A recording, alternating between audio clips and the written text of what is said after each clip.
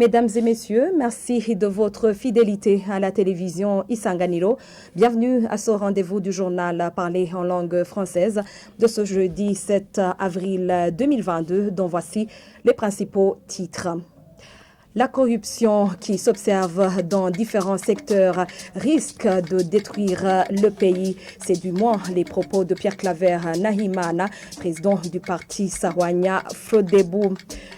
Les étudiants burundais sont appelés à suivre les études doctorales et quant aux autorités burundaises de former davantage des professeurs rodés en cette matière pour assurer l'encadrement. Voilà pour l'essentiel de ce journal. Tout de suite, les détails.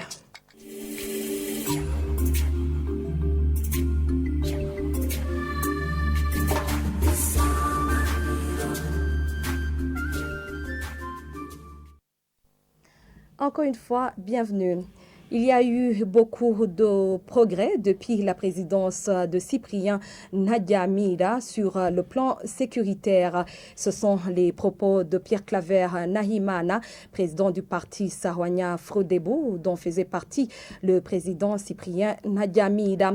Il l'a dit, c'était lors de la commémoration du 28e anniversaire de la mort du président Cyprien Nadiamira. Néanmoins, Pierre Claver Nahimana déplore qu'il y a eu d'autres problèmes qui ont apparu, comme la corruption qui risque de détruire le pays. Suivez plutôt Pierre Claver Nahimana, président du parti Sarwanya Frodebo. Et si on compare les moments actuels, on constate que du côté de la sécurité, du côté de l'entente entre les populations, entre l'armée et la population, dans les écoles, il y a eu quand même beaucoup de progrès. Vous le constatez vous-même. Nous le constatons tous, il y a la paix, même si on ne peut pas dire que tout est réglé. Non, nous sommes des hommes, nous sommes des créatures divines, donc nous avons toujours des péchés, nous avons les démons qui sont autour de nous, qui nous hantent. Mais il faut faire attention, mais nous pouvons dire qu'il y a eu quand même beaucoup de progrès qui ont été réalisés. Le pays se trouve en paix. La paix qu'il faut garder, bien entendu, parce que si on ne fait pas attention, ça peut nous échapper très facilement. Alors, est-ce que maintenant, depuis cette époque, tout est rose? Si on constate les moments actuels, avec les problèmes de corruption dont on parle, qui sont de vrais problèmes, qui sont de vrais fléaux, on se dit que, en fait, il y a eu d'autres problèmes d'indiscipline qui sont apparus, notamment dans le corps des fonctionnaires, dans le corps de la justice. Il y a ce problème de corruption qui est apparu et qui est aussi un grave problème de discipline. Si nous ne parvenons pas à l'éradiquer, soyez-en sûrs que le pays peut être détruit. Donc, je dirais que la recommandation tient toujours, la recommandation du président Nadiamira tient toujours parce qu'il y a de nouveaux défis proches de la discipline qui sont posés au niveau du pays et sur lesquels les populations et tous les administrateurs, tous les dirigeants doivent se pencher très sérieusement pour préserver la paix et la sécurité de la nation burundaise. Parlons toujours du dossier Nadiamira, la lutte pour la transparence dans l'accession au pouvoir et la bonne gouvernance. Ce sont quelques-uns des idéaux du feu président Cyprien Nadiamira. Ce sont les propos de Sylvestre Ntibantunganya, un ancien compagnon du président Cyprien Nadiamira. Il l'a dit lors de la commémoration du 28e anniversaire de son assassinat. Et pour lui, la bonne gestion de l'État va de pair avec la prise en compte des intérêts de la population. Suivez Sylvestre Ntibantunganya. Le président Nadiamira était un grand partisan de l'ordre, était un grand partisan de la fraternité, était un grand partisan du respect mutuel. C'est pourquoi le thème essentiel de son action avait été concentré dans le terme discipline.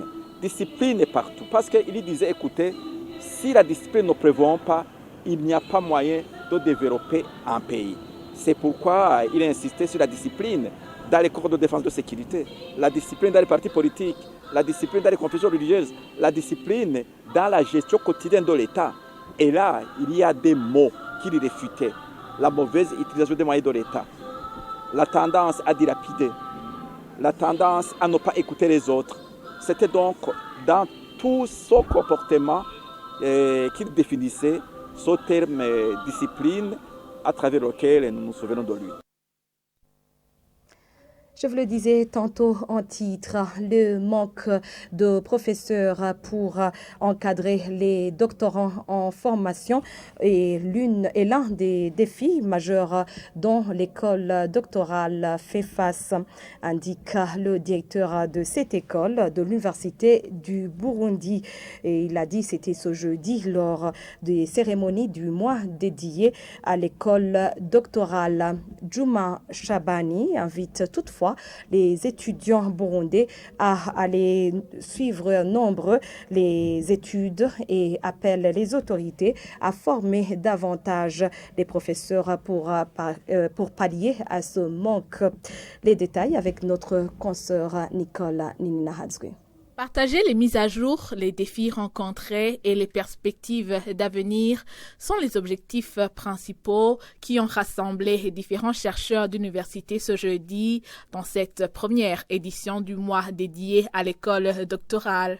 Le nouveau modèle qui consiste à suivre un cours obligatoire de méthodologie de la recherche sur l'utilisation des TIC à la co-supervision des thèses avec des universités africaines et d'ailleurs et à la mobilité des doctorants et de leurs co-superviseurs a permis à l'école doctorale de l'Université du Burundi de créer des partenariats avec différentes universités et laboratoires internationaux. Toutefois, quelques défis restent à relever compte tenu de la masse critique de superviseurs des thèses au niveau national, indique Juma Shabani, directeur de l'école doctorale. Les étudiants sont admis sur la base de leur dossier, pas sur la base d'une compétition. Chaque étudiant qui remplit les conditions, il doit être accepté. Et donc le nombre de doctorants augmente très vite. Le défi, c'est que nous n'avons pas suffisamment de professeurs ici au Burundi pour nous aider à encadrer ces doctorants-là. Juma Shabani encourage les doctorants en cours de formation à se rendre régulièrement dans des sessions d'interaction pour acquérir de nouvelles connaissances. L'école doctorale possède actuellement 250 étudiants répartis sur 4 cohortes. À la fin de ce mois d'avril 2022, 15 thèses de doctorat auront été défendues et au moins 15 autres avant la fin de cette année. Merci Nicole Ninahadzwe pour ce reportage. Et avant de boucler ce journal, vous saurez que la mauvaise qualité des programmes sur les technologies de l'information et le problème d'énergie sont certains des défis qui freinent l'apprentissage de ces technologies dans les établissements scolaires. Lors d'un atelier de sensibilisation de différents acteurs du système éducatif organisé par l'association Wafashebige, le renforcement des capacités des enseignants dans ce domaine a été formulé comme l'une des recommandations. Reportage signé Armel Motore. Les nouvelles technologies de l'information et de la communication n'ont pas encore connu d'avancées significatives dans les écoles, principalement à cause du manque d'équipements informatiques suffisants et du problème de carence d'énergie électrique. Cependant, ces technologies constituent un atout indispensable pour relever les défis liés à la démographie galopante, selon Dr Claver Nijimbere.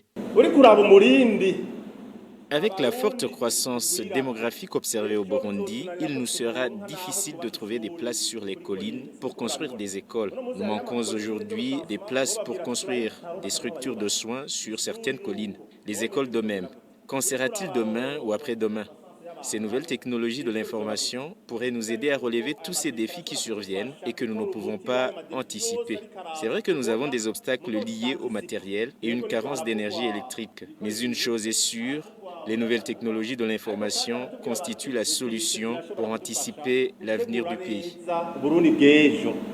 Un des participants à cet atelier a dit que ces connaissances ne sont pas destinées seulement aux élèves, que parents et éducateurs en ont également besoin, non seulement pour leur profit, mais aussi pour pouvoir aider les éduquer.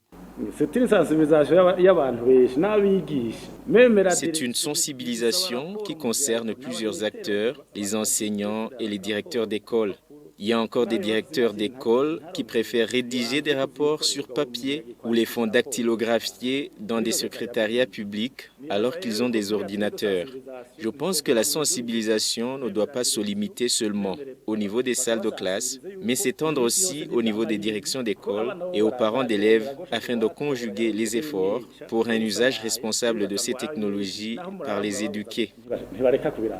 Dans cet atelier qui va durer 2 jours, les participants pensent qu'un changement de mentalité en ce qui est de l'utilisation des nouvelles technologies d'information et de communication est plus que nécessaire car elle permet une économie de temps et par conséquent un bénéfice financier pour le pays. Merci Armel Motore pour ton reportage et c'est par ici que nous mettons un point final à ce journal. Merci à toutes et à tous de l'avoir suivi. Merci à toute l'équipe de la rédaction et l'équipe technique qui m'ont aidé à réaliser ce journal pour vous. Très bonne suite des programmes sur la RTI et j'aurai le plaisir de vous retrouver demain pour une nouvelle édition. Au revoir.